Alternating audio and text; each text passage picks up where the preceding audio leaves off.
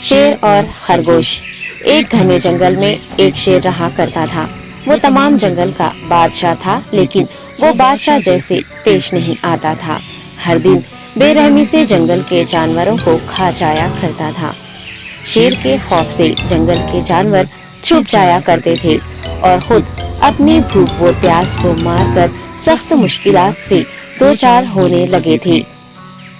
اس طرح کچھ دن بعد جنگل کے تمام جانور ایک مقام پر جمع ہوئے اور شیر کے شر سے محفوظ رہنے کے لیے سب مل کر رائے مشورہ کرنے لگے۔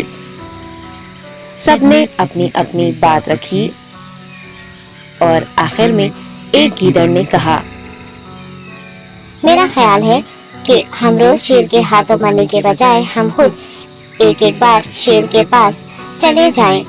اس طرح روزانہ شیر کسی ایک کو کھا لے گا اور ہم سب اپنی اپنی باری سے چلے جائیں گے اور بلا خوف و ڈر سکون سے زندگی گزاریں گے۔ گیدڑ کے مشورے پہ تمام جانور رضامند ہو گئے۔ ایک بندر نے کہا، ٹھیک ہے، تمہاری بات بالکل درست ہے۔ موت کا خوف کرنے کے بجائے اپنی باری آنے تک ہم اطمینان و سکون کی زندگی گزار سکیں گے۔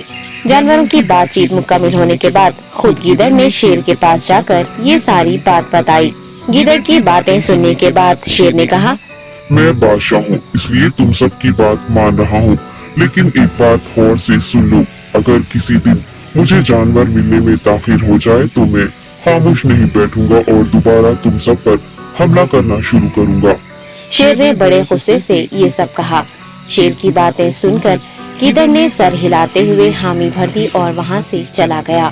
اس دن کے بعد ایک ایک جانور بلا ناغہ اپنی اپنی باری کے مطابق شیر کے پاس جانے لگی اور شیر سکون سے اپنے پاس آنے والے جانوروں کو مار کر اپنی بھوک مٹانے لگا۔ یہ معاملہ ایسے ہی چل رہا تھا اور ایک دن شیر کے پاس جانے کی باری ایک خرگوش کی آئی۔ وہ خرگوش بہت ہی ہوشیار تھا۔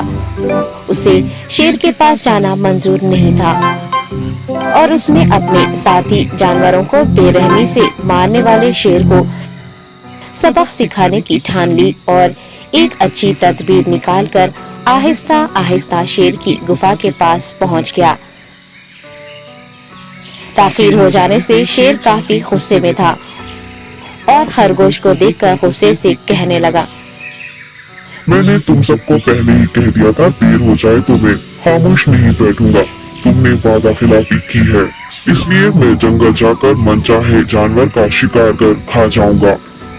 تب خرگوش نے شیر سے کہا، معاف کر دیجیے بادشاہ سلامت، غلطی ہو گئی اور اس کا ایک واجب سبب ہے۔ اطمینان رکھیے، میں بیان کرتا ہوں، آپ سنیے اور اس کے بعد آپ آرام سے مجھے مار کر کھا لیں۔ شیر نے پھر غصے سے کہا، وہ کیا بات ہے، جلدی بتاؤ۔ خرگوش نے کہا، بادشاہ سلامت، میں آپ کے پاس آ رہا تھا اور راستے میں مجھے ایک شیر مل گیا اور مجھے مارنے کے لیے آگے بڑھنے لگا۔ میں نے آپ کی بہادری کی بات اس شیر کے سامنے رکھی، لیکن وہ شیر آپ کے بارے میں بہت برا بھلا کہنے لگا۔ یہ سن کر میں نے غصے سے کہا، تم ہمارے جنگل کے نہیں ہو، ہمارے بادشاہ کے بارے میں ایسی باتیں مت کہو۔ یہ سن کر وہ شیر مجھ پر حملہ کرنے کے لیے تیار ہو گیا۔ یہ دیکھ کر میں نے کہا، تم مجھے مارو گے تو ہمارے بادشاہ تمہیں ہرگز نہیں بخشیں گے۔ تب اس شیر نے کہا، تمہارا بادشاہ میرا کیا کر لے گا؟ میں نے کئی ہاتھیوں کو اپنے پنجے سے مار گرایا ہے۔ تمہارا بادشاہ ہو یا کوئی اور ہو، میرے ہاتھوں بچ نہیں سکتا اور میرے سامنے کوئی ٹک نہیں سکتا۔ میں اسے ختم کروں گا۔ یہ سب بدتمیزی کرنے لگا۔ میں نے اس شیر سے کہا، تم ہمارے بادشاہ سے آ کر بات کرو۔ تب اس نے فخر سے کہا، میں کیوں آؤں؟ تمہارے بادشاہ میں دم ہے تو اسے ہی یہاں لے کر آؤ۔ یہ کہہ کر مجھے دبانے لگا۔ بادشاہ سلامت، اسی لیے آنے میں تاخیر ہو گئی۔ یہ سنتے ہی شیر غصے سے کہنے لگا، چلو ابھی چلتے ہیں، اسے ختم کر دوں گا۔ یہ سننے کے بعد خرگوش نے شیر کو جنگل کے درمیان موجود ایک کنویں کے پاس لے گیا۔ خرگوش نے کہا، بادشاہ اس کے اندر دیکھیے، وہ وہاں آپ کا بے صبری سے انتظار کر رہا ہے، آپ اسے اچھا سبق سکھائیے۔ شیر غصے سے فوراً کنویں میں جھانکنے لگا اور زور سے دہاڑنے لگا۔